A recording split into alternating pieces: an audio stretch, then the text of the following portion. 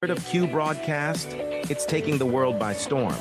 People are cutting the cord to their high cable bills and moving away from streaming services like Netflix, Hulu, and others for something better. Q broadcast. For just $60 a month, you'll get access to every channel you could ever want, including HBO, Cinemax, and Stars. And the best part? There are no contracts, no hidden fees, and you're free to cancel anytime. With Q Broadcast, you can enjoy streaming live TV, movies, and top series on up to 5 devices at once. Whether you're at home or on the go, Q Broadcast makes sure your entertainment is always at your fingertips. Imagine being able to watch all your favorite channels from anywhere, anytime, without any restrictions. We're talking about thousands of movies, hundreds of TV series, and a huge library of live channels, all in one place. And don't forget video on demand and pay-per-view events. Those are included at no extra cost, so you'll never miss a big event again. Now, take a second and think about your current cable bill. You're probably paying anywhere between $100 and $300 every month, locked into long-term contracts and hit with surprise rate increases. With Q Broadcast, that's a thing of the past. It's just $60 a month. No contracts, no extra fees, no hidden costs, and no price hikes. Why juggle multiple subscriptions like Netflix, Hulu, and cable when Q Broadcast gives you everything you need in one convenient package? People everywhere are switching to Q Broadcast, saving money and getting more content than ever before. So, what are you waiting for? Click the link in the description and sign up for Q Broadcast today. Just $60 a month, no contracts, no hidden fees. It's time to take control of your entertainment and start streaming smarter.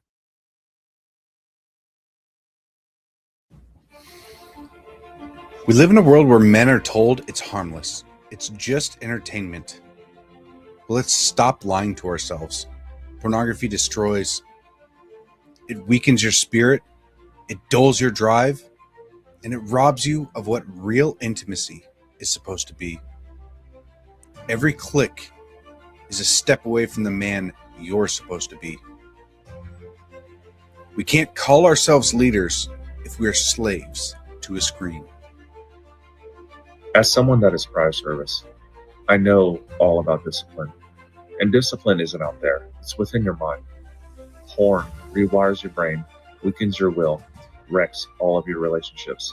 It doesn't just stay on a screen, it invades your marriage, your confidence, and your actual purpose.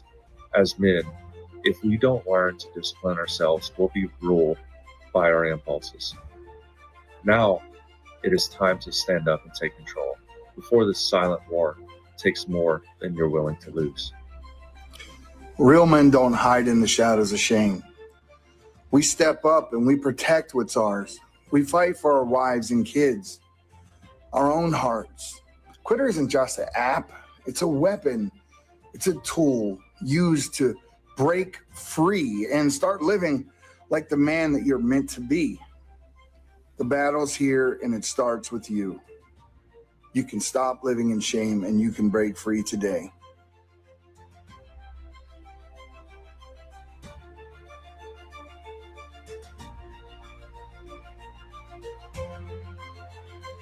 Heard of Q Broadcast? It's taking the world by storm. People are cutting the cord to their high cable bills and moving away from streaming services like Netflix, Hulu, and others for something better. Q Broadcast. For just $60 a month, you'll get access to every channel you could ever want, including HBO, Cinemax, and Stars. And the best part? There are no contracts, no hidden fees, and you're free to cancel anytime. With Q Broadcast, you can enjoy streaming live TV, movies, and top series on up to 5 devices at once. Whether you're at home or on the go, Q Broadcast makes sure your entertainment is always at your fingertips. Imagine being able to watch all your favorite channels from anywhere, anytime, without any restrictions. We're talking about thousands of movies, hundreds of TV series, and a huge library of live channels, all in one place. And don't forget video on demand and pay-per-view events. Those are included at no extra cost, so you'll never miss a big event again. Now, take a second and think about your current cable bill. You're probably paying anywhere between $100 and $300 every month, locked into long-term contracts and hit with surprise. Here at the Anomic Age, we know that these times of uncertainty are stressful. It is incumbent upon all of us to put our fears first and bow down to government tyranny. Gone are the days of freely leaving your home, working, and social interactions. In exchange for safety, we will trade liberty. At the Anomic Age, we understand. However, just in case you want to get off your knees and stop being a sniveling coward, check out the John Age Project at anomicage.com.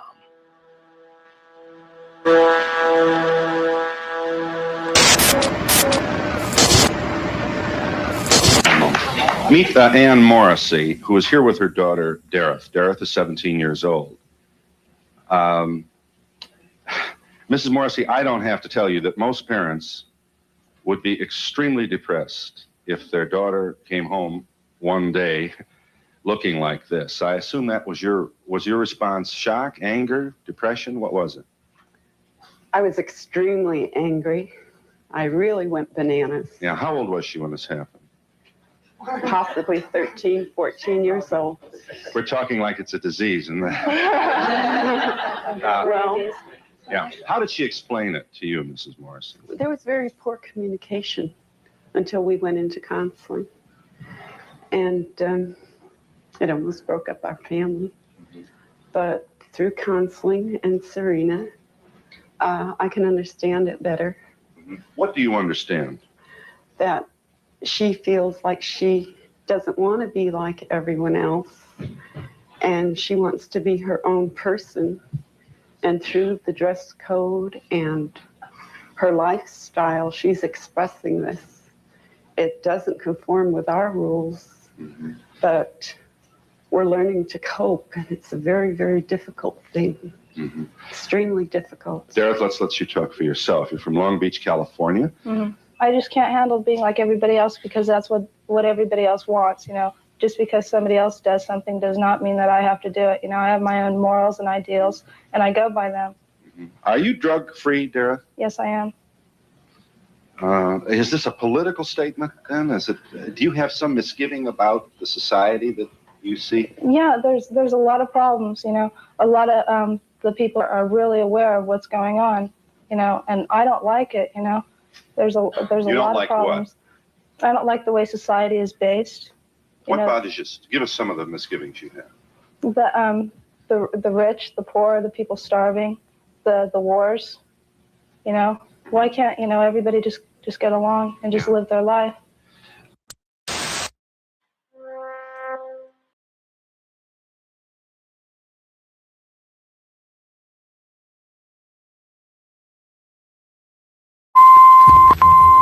Talon, Real and Chevy.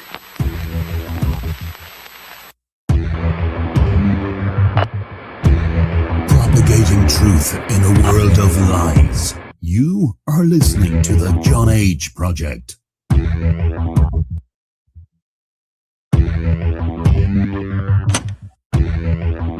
Trust no one.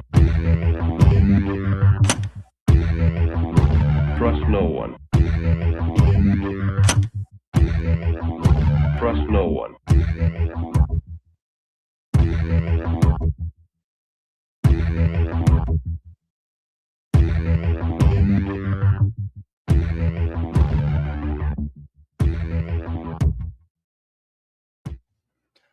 You found it. You're here. You're headlong down the runaway train that is the Anomic Age, and I am your host, John Age. Happy to be back with you once again. I'll be taking you to the dark side of the AM by the time you hear this, but fear not. We have a lovely guest today. We got none other than William Federer today, but before we get into that, please check out anomicage.com. Anomicage.com is the best place you can find all things me. PayPal.me/anomicage. Patreon.com/anomicage as well. That's the best place you can go to help me. We got the free iPhone app, the free Android app, subscribe by email link, and so much more right there at anomicage.com. So please do check that out. Before you leave us today, as always, say you can take me on the go with you. You can take me to the gym, take me to hopefully a lovely get together with family this afternoon for Memorial Day. So without further ado, we'll get into our guests here. We got none other than William J. Federer.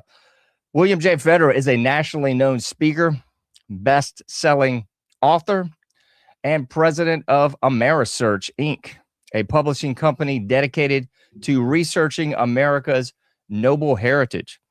Bill has written or contributed to over 30 books and is a frequent guest on television, radio, and podcasts. He produces the How We Got Here video series for turningpointed.com. His American Minute feature is broadcast daily on radio and by the internet.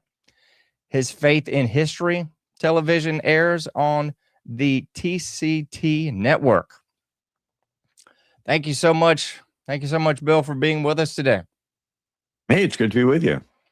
I can't thank you enough for the time, especially on this Memorial Day. I know you got family and everything to hang out with, so thank you so much for the time, man.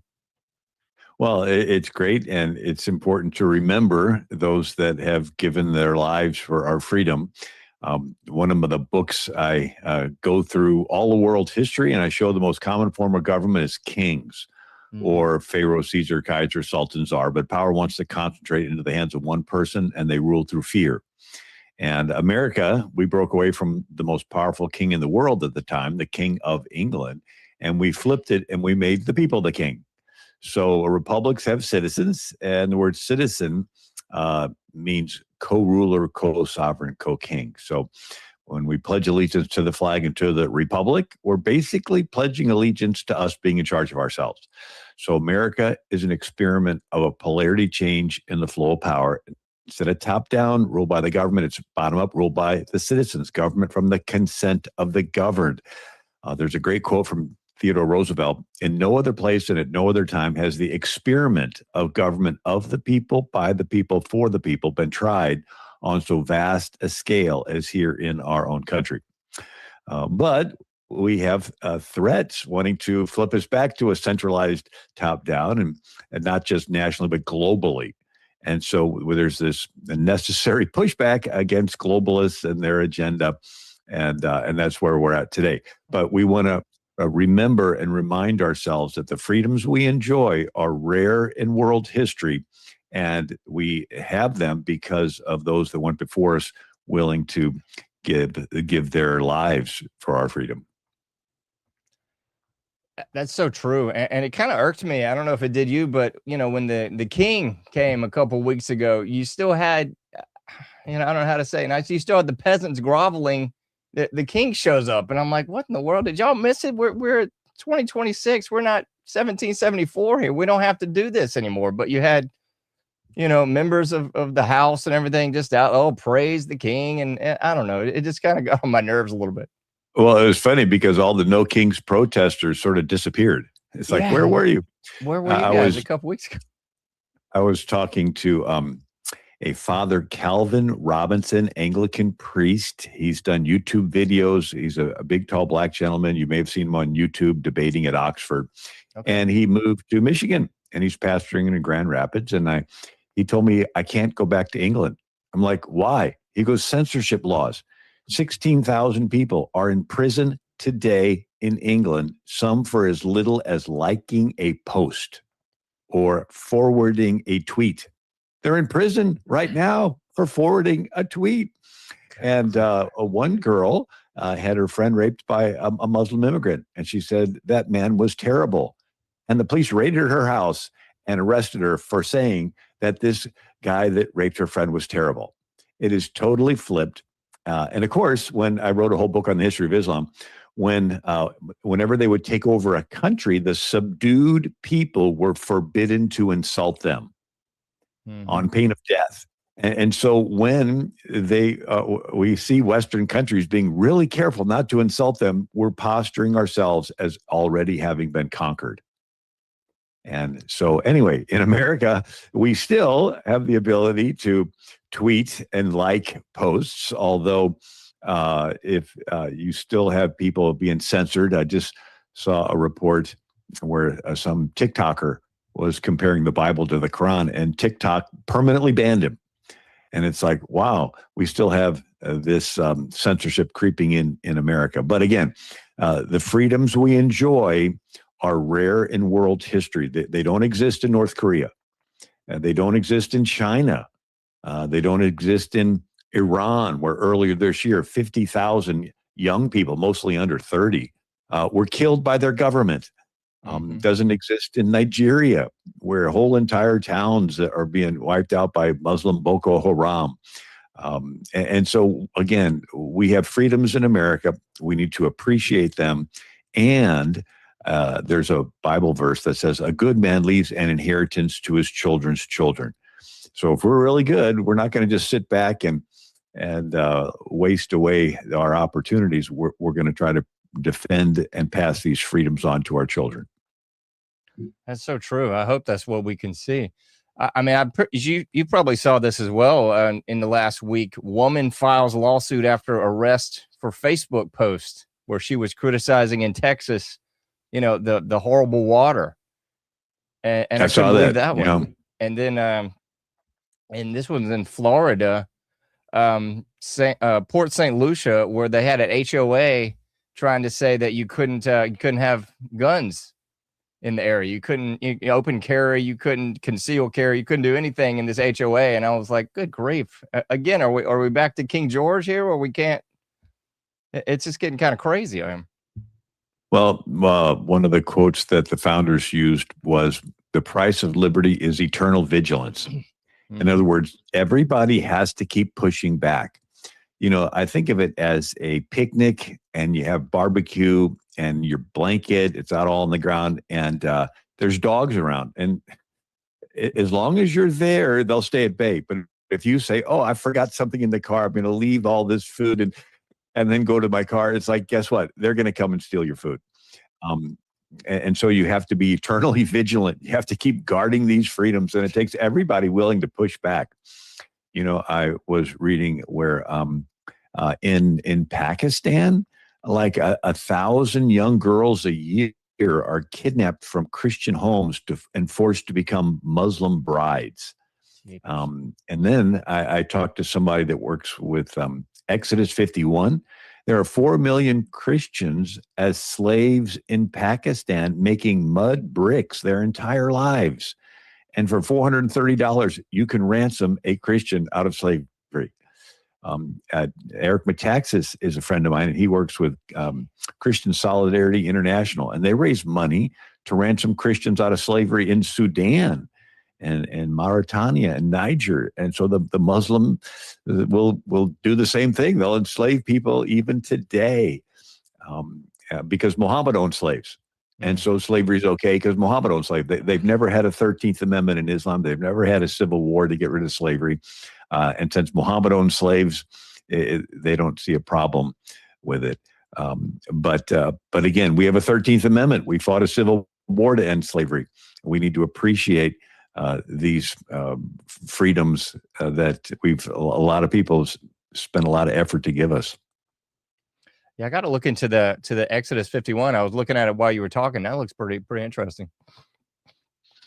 Yeah. I mean, you think of that today, and yeah, the Pakistan situation is I've talked to where Christians can't get jobs higher than a Muslim, and so they'll take menial jobs, and the women will take jobs as cleaning ladies or house servants. And it's sort of typical that the Muslim men in the house can rape them. And then if they want to say, oh, I want to have them as a wife. And if the girl in the family says no, they kill the girl. It's a totally different belief system than the Judeo-Christian belief system. I was talking to a Pastor Greg Young. He's got a radio program. Can't remember the name offhand, but he's out of Texas.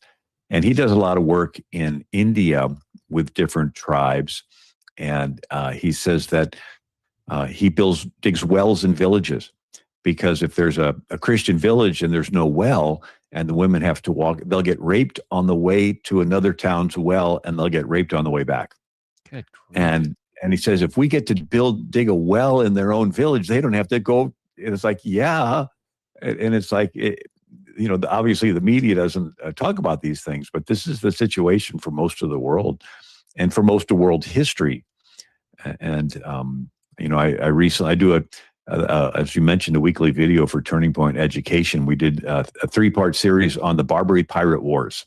Mm-hmm. And how Muhammad went from being a religious leader to a political leader to a military leader. And Muhammad robbed caravans. And he had the Battle of Badr, he had 300 defeat 1,000. And he gets verses from his Allah, like Surah 3350, Allah has given you the slave girls as your booty. And so then they would rob ships on the Mediterranean. People forget in the year 846 AD, 11,000 Muslim pirates went up the Tiber River and sacked Rome and sacked the Basilica of St. Peter's and trashed the bones of St. Peter and St. Paul. It was after that Pope Leo IV built a 39-foot wall around the Vatican. But they would capture Christians and then sell them into slavery in Africa. And so there were Catholic orders throughout the Middle Ages called the Trinitarians. And the head of the order was called the ransomer. And they would collect alms and donations at church services to ransom back your Christian friend that was captured from a Greek island or an Italian coast. Or Miguel de Cervantes was ransomed back. He had been captured. Vincent de Paul, St. Vincent de Paul hospitals are named after him. He was a Muslim slave for a while before he was ransomed.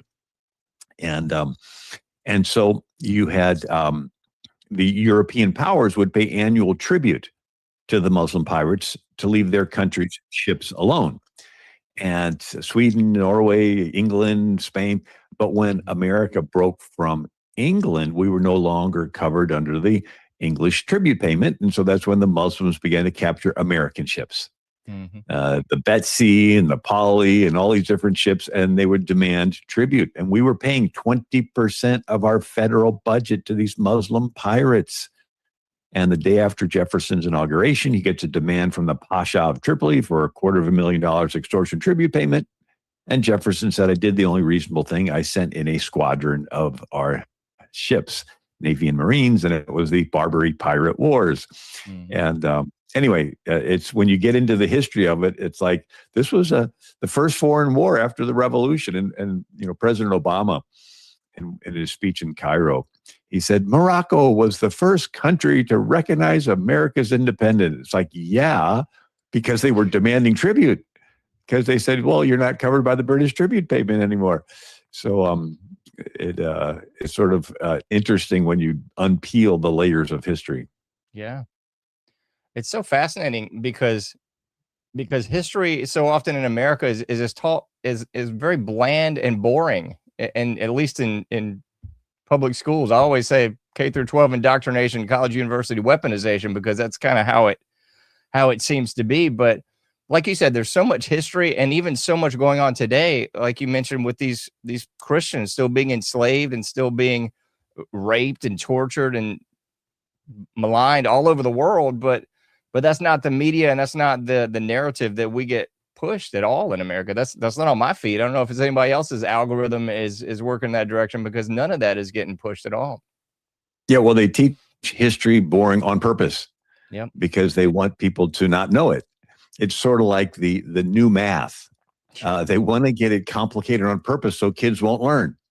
It's sort of like switching from phonics to sight read. And in other words, for most of world history, the majority of the people were ignorant. Only 1% of Egypt could read back during the Pharaoh's era. And the scribes spent their whole lives studying hieroglyphs, and it was their career. And they actually wanted to keep the hieroglyphs complicated on purpose as job security. And so when Moses comes down the mountain, he has the law in a 22-character alphabet, not 3,000 hieroglyphs, just 22 characters. First letter's Aleph, second letter Beth. Sound familiar? So easy to learn, kids could read. So ancient Israel was the first instance in world history of a literate population. But for most of world history, it's easier for kings to control ignorant people. And so there's even the last line of the book of Jonah. And Jonah's pouting that God was not destroying Nineveh. And God said to him, well, why should I be in a hurry to destroy him? There's 120,000 people who cannot tell their right hand from their left. We're talking pretty low education level. And so the situation was, as America comes along and we teach people to read, and then we set up public school systems, it's like, oh, darn, we have an educated populace. What can they do to get the population ignorant again? Teach this new math that nobody can understand. Teach this sight read where they can, only learn 300 characters at the max. They don't know phonics, and then teach history boring on purpose. It's actually a concept called deconstruction, where you separated people from their past, get them into a neutral where they don't remember where they came from, and then you brainwash them into the future you have planned for them. It's a sales technique. If I was a toothpaste salesman, the first thing I'd do is tell you negative things about the toothpaste you're currently brushing with. You're still brushing with that stuff? Haven't you read it? It'll eat the enamel off your teeth. You're like, oh, really? And now you're repulsed by it. And I have you in a neutral position. Like, okay, what are all the toothpastes out there? I haven't been keeping up. Then I can give you my pitch for this brand new tartar control breath freshener toothpaste. So it's sort of a drive neutral reverse. So they go into the classrooms and tell the kids negative things about the founding fathers. They took land from Indians, sold people into slavery. They were chauvinists. These kids are like, ooh, they're bad. Forget the fact they gave you a country where you're a citizen, which means a co-king. You participate in governing yourself. Forget all that. They're bad. And now these kids are in a neutral position where they're open-minded. Gee, let's have a comparative religion class, and we'll start off with Islam, and the semester will run out. We just don't have time to get around to Christianity. And then they give their push for transgenderism and LGBTQism and socialism, Islamism. And so it's sort of you uncouple the train car and then you recouple it. It's a drive neutral reverse. And so Europe actually went through this. It had 1,000 years of Catholic cathedrals, Protestant Reformation, and Jewish neighborhoods. And then it went to a secular Europe with the French Revolution. Free sex, anything goes, tolerate everything. John Lennon's, imagine there's no heaven. It's easy if you try, no religion too. And so they tolerate everything. And then in comes Islam and they tolerate that. And it has an aggressive ideology to take over. And so the average Muslim woman has 5 children, and the fundamental practicing Muslims will put their 4 wives in different apartments and tell them to go down to the welfare office and collect checks. And the man visits the wives, and the more children they have, the larger the checks get. And he is living like a prince with his harem, and it's all paid for at state expense. And so they estimate at the rate of population growth that, Europeans are maybe having 1 kid per couple, and this Muslim man is having 20, that, by 2030, they'll be able to sway elections, because they don't need a majority. They just need a couple parties that are neck and neck, and they'll say, well, we'll help tip the scale, but in return, we want you to allow us to advance our agenda. And so they say by 2050, they'll be able to push their agenda and Islamify most of Europe. So it's a drive neutral reverse. So it went from a Judeo-Christian past to a secular, tolerate everything present, and then it turns into a Sharia future. I love how you laid that out, in a way that everybody can understand it, because it's really just like advertising. It's like you said, you get a kid in high school and you're not wearing those shoes, are you? As the Nike commercial, you're not wearing those Jordans. You should wear these Jordans. And then, people have this idea that it's very complex and but it's really simplistic. They do it kind of Pavlovianly just to get the slaves to fall in line. I think that's the best way to say it. Yeah, it's interesting. I'm writing another book on psyops and psychological operations, and it actually started with marketing. Go ahead. So in the 1800s, you had Wells Fargo wagon, Sears catalog, and they would tell you every detail about a Singer sewing machine, and you would make an informed purchase. But in the early 1900s, you had magazine ads where they would say nothing about a product. They would just make it look like everybody's using it.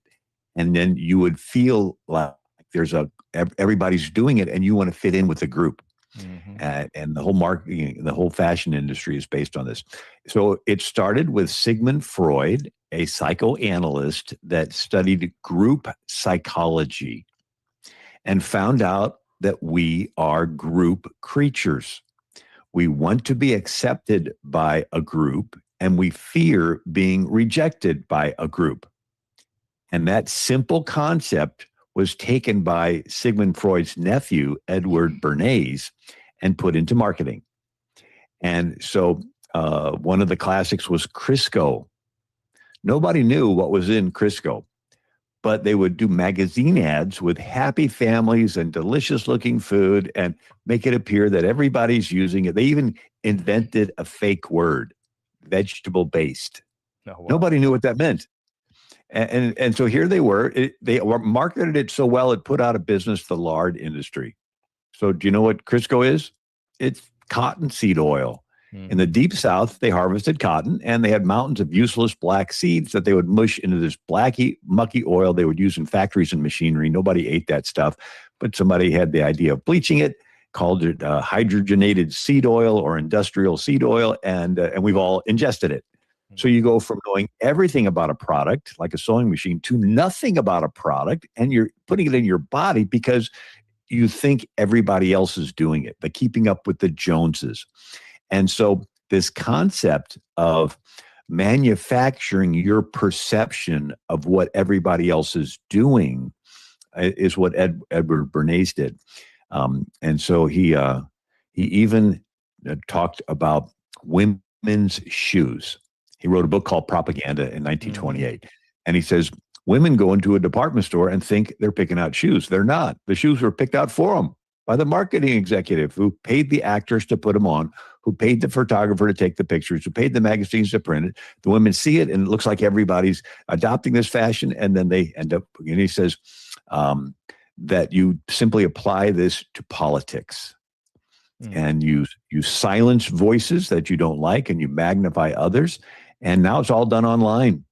That's why they want to censor voices, throttle back your reach and everything, and then magnify other voices so that the typical viewer gets the impression, well, gee, everybody is buying into this.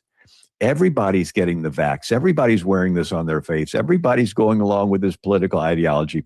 And then they feel these are powerful tools. And they use them in classroom. It's called behavior modification or social emotional learning, where they'll celebrate a child if he comes out with an alternative sexual identity, and they'll shame a child in front of the group if he holds old traditional values. And none of the kids want to be shamed, and everyone wants to be celebrated. They all want to be invited to the party and everybody sing happy birthday to them, and nobody wants to be left off the team. And so they manipulate this child's desire to be accepted by a group to push a political agenda. It's called social emotional learning. And then they do that nationally. One of the comparisons I use is World War II prisoners of war and Korean prisoners of war. The World War II prisoners are in barracks like Stalag 13 and Hogan's Heroes, and they were treated bad, but they had their buddies in the barracks. The Korean War, they would isolate prisoners for days, weeks, months, until they just craved another human interaction. They just wanted to be one of the group, be one of the buddies, have a slap on the back. And when they were at this vulnerable, emotional place, they would bring them into a room full of guys who had already caved. And before they could be accepted in the group, they had to reject America. Okay, America's bad. Is America terrible? All right, you're one of us. And it went into their psyche. So even after they were rescued, they still hated America. And so psychologists studied this. And so one of the studies they did was the Solomon Asch conformity experiment in the 1960s, where they would do it on college campuses. They would have pull 8 students into a classroom. 7 had been paid ahead of time to be actors. 1 was a naive participant. And the teacher would put 2 cards on the front desk. 1 card had 1 line, and the other had 3 lines, 1 shorter, 1 longer, 1 the same. And beginning with the paid actors, one by one, they would say that the shorter line was equal to the first line. And by the time it got around to the 8th naive participant, 30% of them would deny their own eyes to fit in with the group. They're looking at the lines. They are not equal, but yet they would doubt their perception. Well, these people must know more than I do. And so they would go along with the group. Now, if only one of the other 7 objected, it went from 30% down to 5%. But this fear of being rejected from a group is very powerful. And so if they can manufacture your perception of what the group is going along with, and so Joseph Goebbels was the Nazi minister of propaganda, and he studied Edward Bernays. And so he said, people will do what they see other. So he would orchestrate these Colosseum events with 100,000 people, and they would begin to give the Hitler salute in the front. And it would work its way back like a wave at a football game. And as it's getting closer to you, you'd see it coming and you'd feel pressure to give the salute. And then people would see you giving it and they would feel pressured to give the salute. And everybody would leave the stadium thinking, well, I guess everybody's in on this Nazi stuff because I saw them all giving the salute, where they may not have been in favor of it. And so it was this manipulation of your perception of what the group is believing. And you feel a subconscious impulse to comply. Anyway, so it's now with AI, they found University of Zurich did a study of Reddit users, and they built a profile on each user, and they found out that AI bots were 6 times more effective at getting people to change their views than humans are. In other words, every interaction you do with the internet is studying you. Every question you ask ChatGPT, it's studying you. It's building a profile on you. And its goal is to find out your positive and negative motivations, your fears, your pleasures, your pains, your desires. And then gradually, they can manipulate you. They can feed you stories. They can, and it will cause you to move in a certain political direction. And these are powerful tools. They can get a boy to think he's a girl. They can make you wear something on your face that you don't know why. They can make you inject something in your body. They can say, well, if you say anything against something, like as soon as the Ukraine war started, anybody that spoke out against it, you're canceled. It's like, you know what? But you see it happening today, with different movements, and so these are powerful tools. And so with AI, it's going to get even a greater ability to deceive. And so that's why it's incumbent upon each of us to realize, no, we have to do deep dive studying and be aware that once you watch a video, it knows how many seconds you're watching a video. And if you're scrolling and you're slowing down while you're scrolling, it says, well, you must be interested in this content, and it'll go out and gather more of that same content and put it in your feed. And so it'll reinforce you in where you'll come away with, gee, everybody's going along with it. No, maybe they're not. Maybe it's just feeding you continual information that to create. So we're a government from the consent of the governed. Mm-hmm. But what if you could engineer consent of the governed? And so Edward Bernays wrote a book called The Engineering of Consent. Manipulation of the opinions of the masses is one of the primary elements of a democratic society, but it's talking about manipulating your opinion through what you think everybody else is going along with. So once you're aware of it, you can sort of spot it. Somebody did I think it was one of the media groups that collected the television stations of the news media saying, beware of forwarding emails because this is very dangerous to democracy. And they were all saying the same thing on 20 different channels. Yeah. Yeah. Yeah. And it's like, you know what? I think you're the one that's a danger to democracy. And then there's one when J.D. Vance was announced as Trump's running mate. And everybody's saying that J.D. Vance is weird. Kamala Harris, he's just weird, and Tim Walz, he's just weird, and it's like all of a sudden that's like and then when the South African president was confronted about the killing of people in South Africa, they said, "Oh, the president did an ambush, another ambush in the Oval Office. Trump ambushed the president." So, and then another one was the Democrat convention. And they said, it was electric. Oh, there was electricity in the air. It was like, but it's like, they just get the memo. Yeah. And so when you realize that the majority of the mainstream media is owned by just a couple companies, you have these huge like BlackRock and Vanguard, and where they own stock in these companies. And so these are mega corporations that we think, oh, well, we'll flip the channels and look at them, but the majority of them are owned by the same people. And that's why we have to go to alternative media, and that's why what you're doing is so important. I got to throw this out there because I've covered it a couple of times on this show, but it links in just succinctly with what you were saying about the Korean War vets, because I was looking this guy's name up during the COVID fiasco.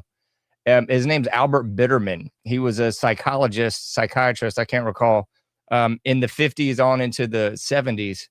But he wrote his first paper on this, I believe, in like 1958. But what he was doing is he was interviewing POWs from the Korean War after they had come back and trying to understand why they cracked, to your point, what you were saying. And he came up with what's called the Bitterman coercion chart. I'll put it on the screen for the people. But it goes into the different methods to control or to break a prisoner there. And he says isolation, mono. Hold on, let me zoom in so I can see it. Not that much. Monopolization of perception, monopolization of perception. Sorry, I'm still sick. Monopolization of perception, humiliation, degradation, exhaustion, threats, occasional indulgences, demonstrating omnipotence, and forcing trivial demands. So, I was thinking about that when the COVID fiasco was going on, because that's exactly how they were breaking the populace. They were doing it was a checklist of the Bitterman coercion chart, which ended up getting used by the U.S. Army in, I believe 1964. Amnesty International ended up exposing it in, I think, like 1973. And then in Guantanamo, they were using this, like 20 years ago. And it's the same blipping chart. And I'm like, the American people probably don't have any idea that they're getting psyoped from Bernays, from folks like Bitterman, and even into that second book, that monopolization that you were mentioning from Edward Bernays too. Yeah. I actually, talked to several military people, and they said that it's part of the training where they want to, break a new recruit down so that they can rebuild them as part of a unit. Yeah. And, you can see, okay, a fighting unit on the battlefield, that we want them to think, and be committed to each other so they can fight. But once you have that concept hijacked and used to push these alternative ideologies. So one of the classic definitions of war is from Karl von Clausewitz, 19th century military theorist. And he said, the purpose of war is to get your opponent to submit to your will. Pretty simple. All the battles and guns and training is all to do what? To get your opponent to submit to your will. And then Sun Tzu's Art of War, 5th century BC, said supreme excellence in a commander is to get your enemy to submit without a fight. So if you make them think that they're weaker than they are and you're stronger than you are, you get them confused, demoralized, disoriented, and so now it's a psychological war. And then there's what's called 5th generation warfare, where you get your enemy to submit to your will without them even being aware there is a war.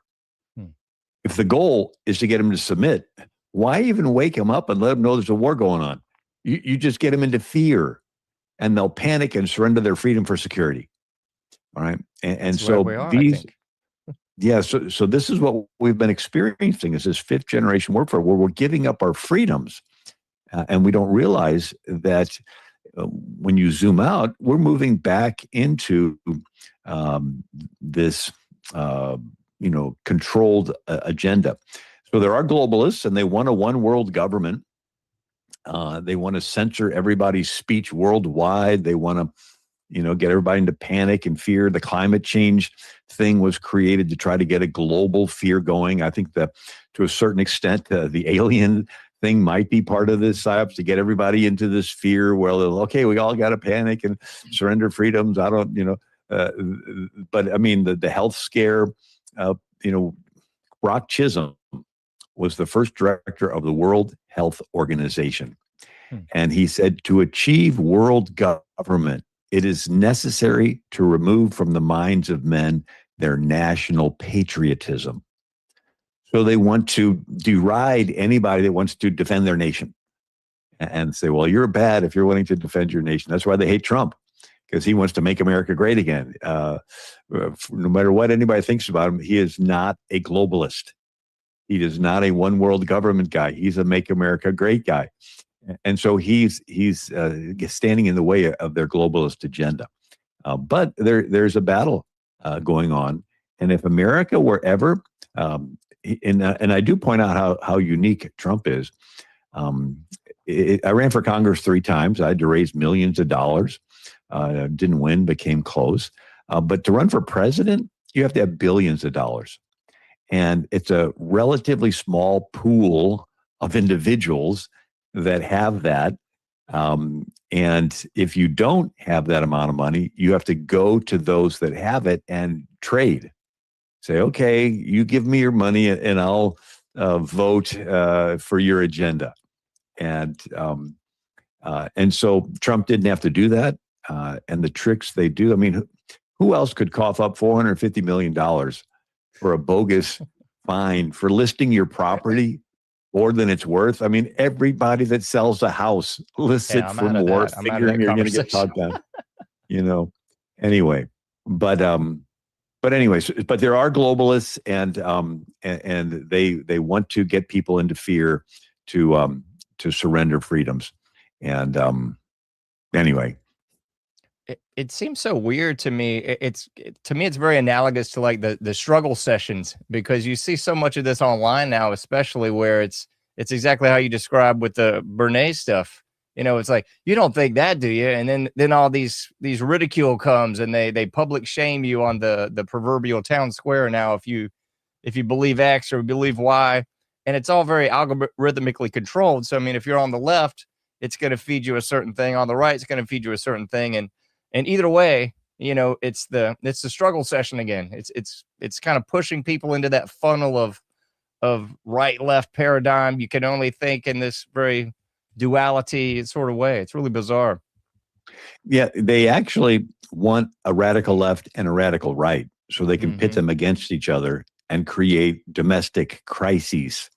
Exactly. And so these tactics were they were actually used during the colonial era. In 1714, the British founded a trading post in Bengal, and the trading post turned into a trading fort, turned into them having guns, turned into them siding with one kingdom and giving them guns, but then later siding with another kingdom and giving them guns, and then stirring up animosity between the kingdoms. And they would fight each other and bloody and weaken each other. And then the British could easily conquer both of those weakened kingdoms. And they did this again and again until they took over all of India, a quarter of the world's population. They tried doing it in America during the Revolution. And you have British General Johnny Burgoyne meeting with the Mohawk Indians, promising them money for scalps. And it was so bad, it's even listed in our declaration as one of the reasons we were rebelling. The king has incited the native of our frontiers, whose merciless rule of warfares and indistinguished destruction of all ages, sexes, and conditions. And then during the War of 1812, the British at Pensacola promised gold to the Creek Indians for scalps. And so the Creek Indians attacked Fort Mims, Alabama, and scalped 500 people. But here you have, even when the Belgians were colonizing the Congo, and the people saw themselves as one, and they would measure them and their features and their height, and they would say, you're a Hutu and you're a Tutsi, and made them go down to the government offices and register as a Hutu or a Tutsi. And then once they identified with those two, they would pit them against each other to fight and even genocide each other. And then the colonizing power could easily take over the whole country. And so this tactic is now called the Color Revolution. And so China, when Mao Zedong was taking over, he wanted to divide the country. So he said all of the business owners, property owners, educated people, they're part of the Black Party. And all the hardworking farmers, they're part of the Red Party. And they would portray the red as good and the black as bad. And they wanted to get this division so that they could have, this fighting and take away all the land and so forth. And so in the Cold War, you would have color revolutions in Europe and Ukraine, all these different countries. And so after World War II, you had countries in Europe wanting to be free and have republics and elect leaders. And the KGB didn't like that. And so they would send agents into the countries to do what's called critical theory. They'd simply observe all the groups, ethnic groups, economic groups, racial groups, and they would classify them as victims and oppressors, haves and have-nots. Mm-hmm. And then they would stir up animosity between them. And they actually wanted there to be bloodshed because then people panic and think emotionally and they want to blame somebody for the bloodshed. And then they co-opt the media to blame the leader of the country. And as the negative media portrays the leader bad, his popularity falls. And then they could do a coup or a rigged election and nobody would question it because by this time nobody liked the leader and they would replace him with a Soviet puppet. And so country after country would fall. And so it's called the Cold War. The CIA learned how to do it in reverse. And for 50 years, this was basically the theme of every James Bond movie, right? Some third world country, and there's the KGB, and there's the CIA, and they're wanting to do an assassination and flip the country's government. And then Obama turned it all inward on America for political reasons. In 2014 and 15, I think it was the Smith-Mundt Modernization Act, which allowed the government to be able to manipulate the media for the country and do psyops on the country. And then Obama signed the Countering Foreign Propaganda and Disinformation Act, which gave him the authority to decide what's foreign disinformation, what's not, and censor it, right? And then Obama signed an executive order saying using behavioral science insights for the benefit of the American people. It's like, what's behavioral science insights? Oh, learning how people make decisions and manipulating them for the sake of national security. Mm-hmm. And so what our CIA was doing in other countries, ostensibly for patriotic purposes, right? We didn't want countries to be in the Soviet orbit and we wanted them to be in our orbit. But Obama took all these tools and now turned them inward on America. And I think Trump's been trying to clean house, but they are so embedded that this deep state is not, it's still there. And so it's understanding that that's what the importance of alternative media, and that's what you're doing. And so I appreciate you having me on. It's so wild. I think you're reading my mind, Bill, because you were talking about Barack Obama, and before you were talking about that with the community organizer is the word that kept popping in my brain, because that's in essence exactly where he came from, as a quote unquote community organizer. But to your point, it's just a rabble rouser. Excuse me. To go in and sow division and to separate elements of the culture or aspects of the culture. And it kind of goes back to something else. Project Camelot was something, I believe it was 1964, but it was started at American University, where they had the social sciences departments come together to try to better understand how to take over in Vietnam, but it was pulling in all those social elements and figuring out, okay, we got an economist, anthropologist, sociologist, psychologist, political scientist. How can we better take over the people? And that sounds a heck of a lot like what was going on with Barack Hussein Obama, where he was trying to use those same sort of tactics, not foreign, but domestically against the American people. Yeah. By the way, I have a book called Socialism, The Real History from Plato to the Present. And then the subtitle is How the Deep State Capitalizes on Crises to Consolidate Control. And my website's AmericanMinute.com. So that's where a lot of the stuff that I'm talking about is drawn from. I'll put it on the screen right now for the listeners while you're talking about AmericanMinute.com. That's what you're seeing right now, folks. Yeah. And then the book is Socialism, The Real History from Plato to the Present. Plato was the first one that talked about everybody owning everything in common. And it sounds good until you think it through. Somebody has to be in the government handing out the common stuff. And they're always going to be tempted to give a little extra to their family and friends on the side and hold back from someone they don't like. Before you know it, it gets discretionary. And the saying is, he who holds the purse strings has the power. So every attempt at everybody owning everything equally always ends up with a deep state bureaucracy passing out favors to their friends, inside trading, and weaponizing the government against their political enemies. And so I go through, the different attempts in the ancient world, and then and it was all theoretical. You have Sir Thomas More writing The Island of Utopia in the early 1500s. This is shortly after Columbus discovered America. And so the word utopia means nowhere. And it's a fictitious island off the coast of South America. And it's a dialogue telling about utopia from a traveler named Hythlodaeus, which means peddler of nonsense. But on this island, everybody owns everything in common, except there's a ruling class that decides who gets what. And he says everybody is tracked everywhere you go with an internal passport. And everything is owned in common, and it's the ruling class that decides who gets what. Everybody lives in identical 3-story housing. They all wear identical clothing. The government decides who gets to have children. Then the government takes the children away from the families and indoctrinates them into becoming the worker class. And so everybody thinks that he wrote it. Sir Thomas More wrote it as a veiled criticism of Henry VIII, and Henry VIII had Sir Thomas More executed.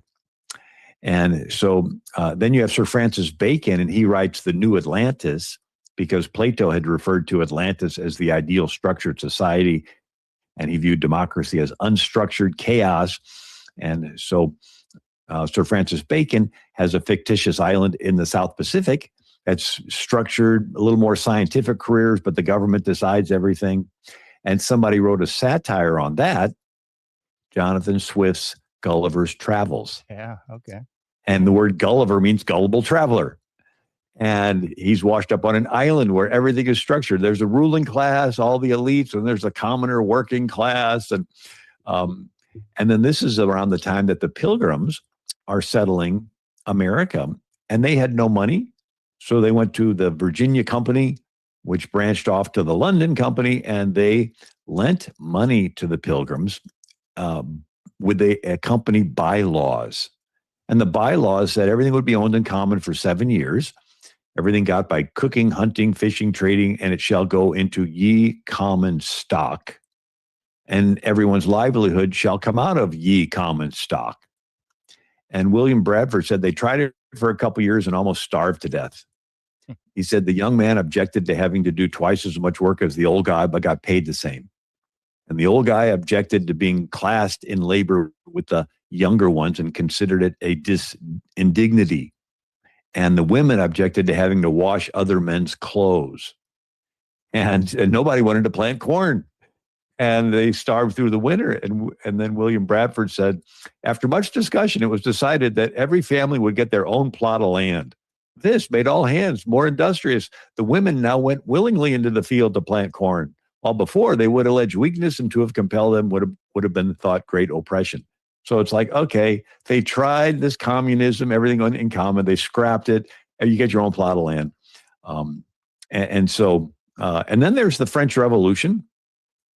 And so their motto is liberty, equality, fraternity. It sounds good, doesn't work. Liberty and equality are experienced individually, and fraternity is their word for socialism. It's the collective, it's the group, it's the mob, it's the state.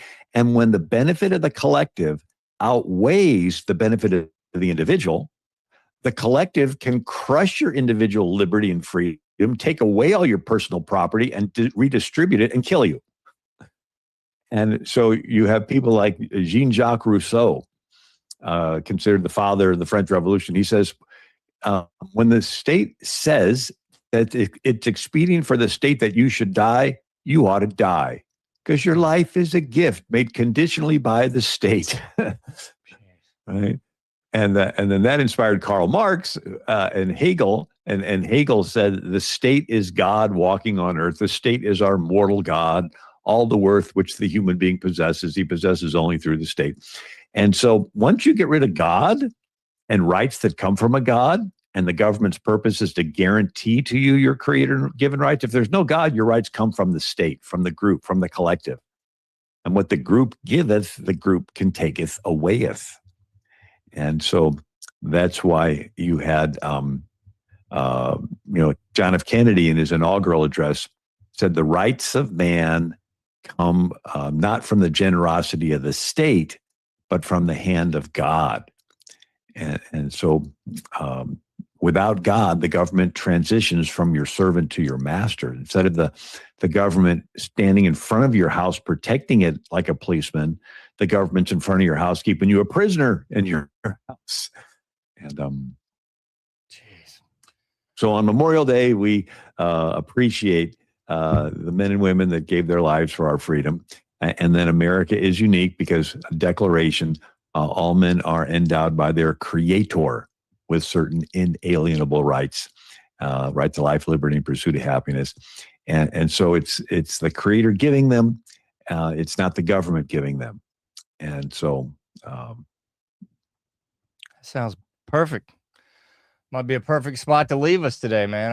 I love talking to you. I got to talk to you again when you come out with that new book about more on the psychological thing. I love getting into that information. Yeah, it's eye-opening. You know, you're in a water molecule is individual, but you put it with other water molecules and they operate as a group. A fish in a bowl, but you put it with other fish and they operate as a group. A bird in a cage, but you put it with other birds, they operate as a group. Well, guess what? We're individuals, but you put us with other individuals and we operate as a group. We're constantly giving and receiving feedback. Are we being accepted or rejected? And so once they, Sigmund Freud studied group psychology. And it's like people will want to move with the group. And so if they can affect your perception of what the group is believing and doing, and like the fashion industry is based on this, then they can get you to go along with it. And you don't even know. A successful psyops is you don't even know you're psyopted. You just feel like, okay, well, I'm doing what everybody else is doing and I'm fitting in, right? But it's all manufactured. There's one story in the Bible of Peter with a group around a fire, and a girl gets in his face and says, "You were with Jesus." And you can just picture Peter looking around the fire and everybody's eyeing him. And he realizes he's about to get kicked out of this group. And he says, "I never met the guy." Like, that's it, Peter? You were with him a couple hours ago and you denied him that quick? I mean, it is a real fear to be kicked out of a group, a family group, a professional group, an online group. It hurts to have somebody cancel you and lie about you online. That hurts. But after the resurrection, the Sanhedrin calls Peter in and said, "We gave you strict orders not to speak in that name or we're going to kick you out of our group, the synagogue." Mm-hmm. And Peter said, "We must obey God rather than men." It's like, whoa, what happened to Peter? He doesn't care about being kicked out of a group. He's filled with the Holy Spirit. There's something about the Holy Spirit that you don't care about pleasing anybody else. All you care about is pleasing God. reminds you of Sam Coonrod, the Giants pitcher, was the only player not to kneel in protest when they were doing the kneeling in protest to the flag. And afterwards, they asked him why. He said, well, I'm a Christian. I just believe you're not supposed to kneel in front of anybody but God. And then there's Jonathan Isaac. He's an Orlando Magic forward basketball player, and he was the only one not to kneel. And they asked him afterwards why. He says, we're all created in the image of God. The gospel is for everybody, right? That's right. It's only when you have a relationship with God do you not care about. But if you don't have that, all you have, most of the world calls it honor or shame culture. Your worth is dependent on being accepted by a group, and you fear being rejected. And but we're supposed to be freed from that by the gospel. So that's so true. I'm glad you left us on a spiritual note, man. I was going to try to go in that direction. I'm glad you're reading my mind again. You took it right to the Bible, to the cross. I love that. Thank you. Well, hey, thank you, John, and appreciate you having me on again. AmericanMinute.com is my website. Putting that on the screen again for everybody. And the book I talked about a whole lot is called Socialism, The Real History from Plato to the Present. That's going to be the best place for people to get everything you.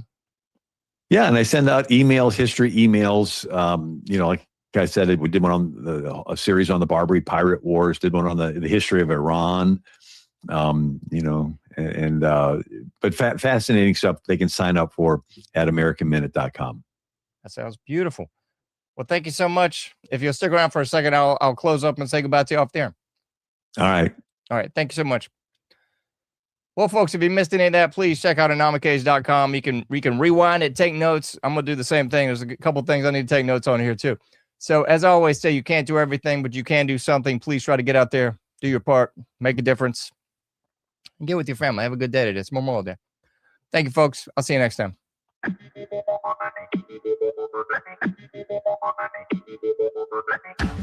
Thank you for listening to The Anomic Age, a John Age project. For past shows, further info, and to comment, go to anomicage.com. That's ANOMICAGE.com. Till next time, thank you for listening to The Anomic Age.